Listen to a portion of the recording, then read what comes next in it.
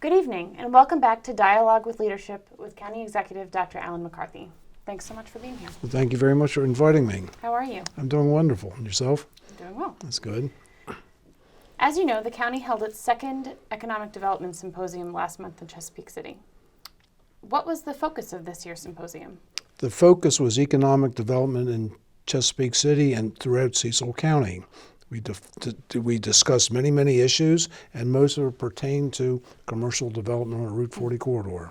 And was it a success? Yes, it was a roaring success. People are very happy. We're starting to see increased development of residential homes for people moving to the county because they've acquired jobs at Amazon, Lidl, True Air.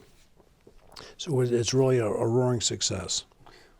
What would you say were the highlights of this year's symposium? The highlight of the symposium was basically the general manager of the Great Wolf Lodge basically spoke about economic development and the impact that the Great Wolf Lodge would have on Cecil County. Speaking of economic development, what's going on at Bainbridge? Well, Bainbridge is another interesting story. We've been at that for, since I've been in the government, we've been at it for 7 years, but the facility has basically been dormant for 47 years. We are moving along quite well. We have a developer who wants to put up roughly 3.5 million square feet of new commercial space. We're putting in a new wastewater treatment facility, which will accommodate all Port Deposit as well as Bainbridge's development. And I've asked the governor to basically for capital appropriations of $4 million to help put in infrastructure on the Bainbridge site itself. The county is willing to move forward with this, and if we can get that money, get that initial infrastructure in place, I think it's a done deal. Hopefully be breaking ground in 2 years. That's very exciting. Maryland reached a deal with Exelon on water quality and sediment around the Conowingo Dam, and it includes $47 million for sediment removal to be used over the course of the next 50 years. What do you think of this arrangement? I don't think it's a good deal.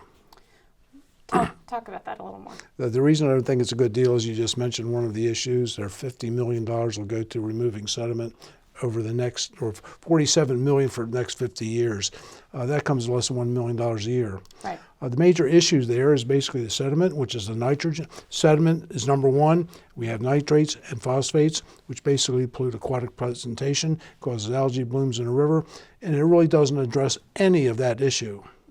They basically have money for other things such as mussel remediation. Right. And the eels? Eels, another problem. But one of the issues is anytime we have a major flooding event, those mussels will be washed away. And if they're not washed away, they'll be buried in so much mud like the oysters were in the previous rainstorm that they can't survive.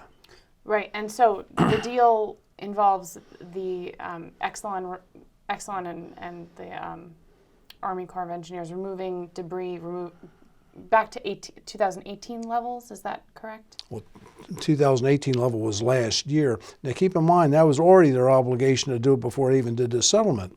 So basically I think they're willing to take away 420-yard containers worth of tree trunks and what else comes down the river every year. Well, that's what they got last year. Right. So that's no great shakes for Maryland or anybody else. So this is very cheap. I mean, Exelon's a multi-billion-dollar a year corporation, and they're offering us less than $4 million every year for the next 50 years. And I don't think there's any escalators for the cost of basically doing the business either. Right. Is there any recourse? Well, I really don't know. I mean, I've only learned about this in the last 2 days because I was out of town.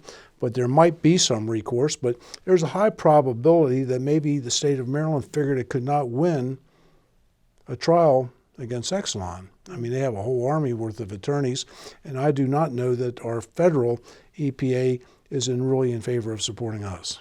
Right, and that's the other thing, that this deal still has to receive federal. Yes, it does.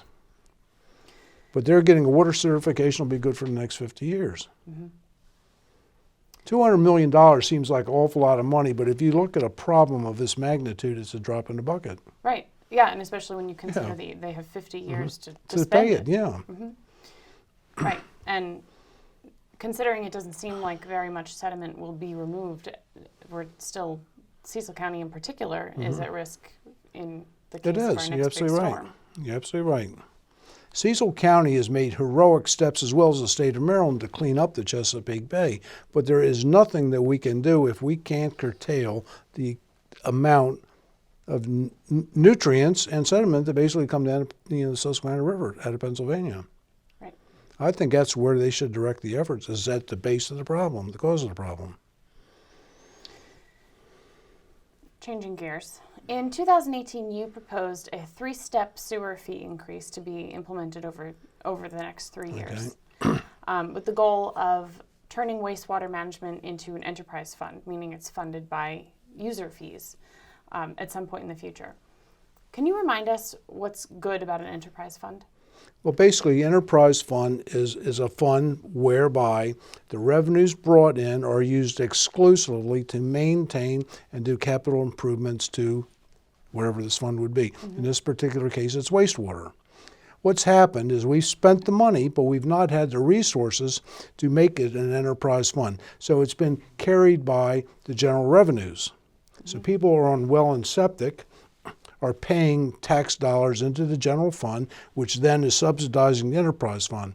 The only way that this can make a viable fund is to have more people hooked up to water and sewer.